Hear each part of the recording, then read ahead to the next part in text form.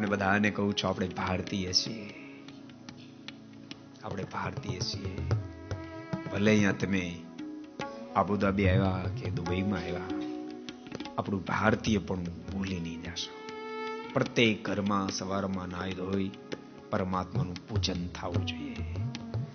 થોડી વાર માળા કરવી. પ્રભુને માળા માને પ્રાર્થના છે. હે કૃપાના, તે કેટલી મોટી કૃપા કરી. મારી ક્યાં લાયકાત હતી? મારી લાયકાત કરતા તે મને અનેક ગણું સુખ આપ્યું છે. હું તમને એમ કહું, કરોડોપતિની ઘેરે વ્યક્તિ જન્મો, એ માણસની ભિખારી ઘેરે જન્મ આપ્યો તો કઈ એફઆર ફડાવત? આપણે એફઆર ફડાવત? તારો બહુ મોટો આભાર. એટલે માળા કરવાની છે. સાચું તમને કહું, તમારા ધંધામાં, બિઝનેસમાં બુદ્ધિ વાપરશો, મારી ના નથી, પણ આધ્યાત્મિક પથમાં બુદ્ધિ નહીં બાપ, હૃદય વાપરજો. હૃદય વાપરજો. તેની મોજ હૃદય વાપરજો.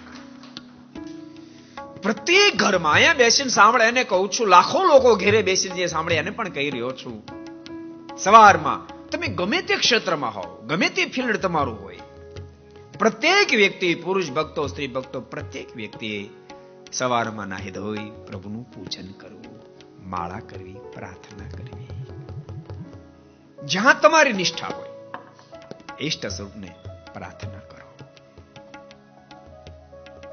અને પ્રભાત કાળ જ કહ્યું, હે કૃપાનાથ, મારા પર કૃપા કરજે, મને તારામાં ખૂબ પ્રીતિ બંધાય અને આખા દિવસ દરમિયાન મારાથી એવું કામ થાય જે કાર્યથી તું રાજી થાય, એવું મારા હાથે કામ થાય, એ મારા પર કૃપા દ્રષ્ટિ કરજે. એવી પ્રભુને પ્રાર્થના કરશે. પ્રાર્થના એ પ્રભુ પામવાનો સર્વ કરતા શોર્ટકટ રસ્તો છે. પ્રભુ રીઝવવાનો સર્વ કરતા શોર્ટકટ રસ્તો છે. હું તમને એમ કહું, તમે કદાચ તપ કર્યું, માનો કે 1 ચાંદ્રાણ, 2 ચાંદ્રાણ, 3 ચાંદ્રાણ, 4 ચાંદ્રાણ તમે કર્યા,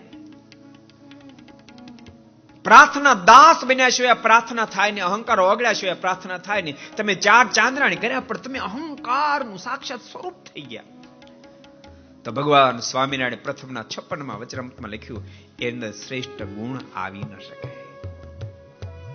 પ્રાર્થના શોર્ટકટ છે, પ્રભુને પામવાનો શોર્ટકટ છે. હે કૃપાનાથ, હું તો તારો દાસ છું, તું મારો સ્વામી છો. મને એ સદમતી આપજે, મારા માધ્યમથી કૃપાનાથ તું રાજી થાય એવા કામ થાય.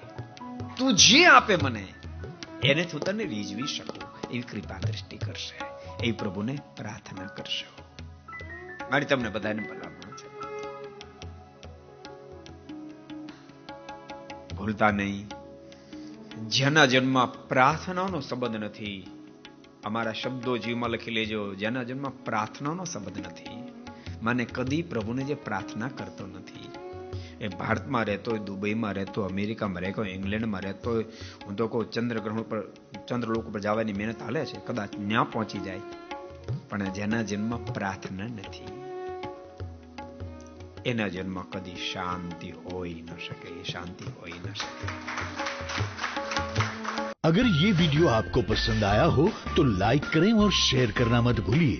सब्सक्राइब करें सरदार कथा चैनल को और बेल आइकॉन पर क्लिक करना मत भूलिए लेटेस्ट वीडियो सबसे पहले पाने के लिए.